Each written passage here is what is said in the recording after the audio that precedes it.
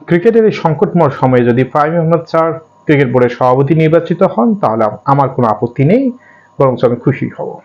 Fahim Ahmed sir ক্রিকেটে খুব পরিচিত মুখ এবং এমন কোনো ক্রিকেটার নাই তাকে স্যার সম্বোধন করে না এবং তার কাছে সমস্যা হলে ছুটে যায় না, এবং অনেক ক্রিকেট বিশ্লেষকও তাকে স্যার সম্বোধনই করেন। মানে ফাহিম আহমেদ বলতে তার অবস্থানটা এরকম একটা অবস্থানে বাংলাদেশ ক্রিকেটে দীর্ঘদিন কাজ করেছেন বাংলাদেশের ক্রিকেটের হয়ে, কখনো বিশ্লেষক, কখনো কোচ বা কখনো কোনো পরামর্শক হিসেবে।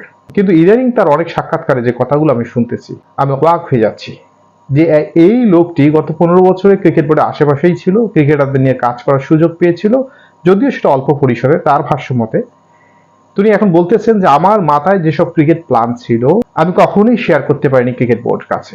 এই ক্রিকেট বোর্ড সত্যিকার অর্থে কোনো ক্রিকেট উন্নয়নের জন্য কাজই করেনি। এই কথাটা শুনে একদম অবাক হচ্ছে এই কারণে যে এই লোকটি তো ক্রিকেট বোর্ডের আশেপাশেই ছিল, হয়তো বা কোনো বড় পদ পায়নি, কিন্তু সকল ধরনের সুযোগ সুবিধা, সকল ধরনের প্রবেশাধিকার পেয়েছেন এবং ক্রিকেটাররা তাকে স্যার সম্বোধন করেন। তাহলে বুঝতে হবে কতটুকু সংশ্লিষ্টতা তার ছিল। তাহলে আপনি প্রত্যক্ষদর্শী ছিলেন যে ক্রিকেট বোর্ড ক্রিকেটকে উন্নয়নে বাধাগ্রস্ত করতেছে এবং ক্রিকেটকে মেরে ফেলেছে। আপনি একটা বারও বলেননি, এখন বলতেছেন কেন? এখন এই সংকটময় সময়ে যে সমস্যাগুলো আপনি তুলে ধরতেছেন সেই একই সমস্যা আপনি প্রত্যক্ষ করেছেন দীর্ঘ 15 বছর ধরে, একটি বারও আপনি কেন প্রতিবাদ করেননি? আপনি তো কোনো যুবক শ্রেণীর লোক নন, আপনি সবচেয়ে বয়োজ্যেষ্ঠ ক্রিকেট সংশ্লিষ্ট কোন লোক, আপনি কেন একটা বার গলার আওয়াজ তুললেন না? আমরা কি ভেবে নেব?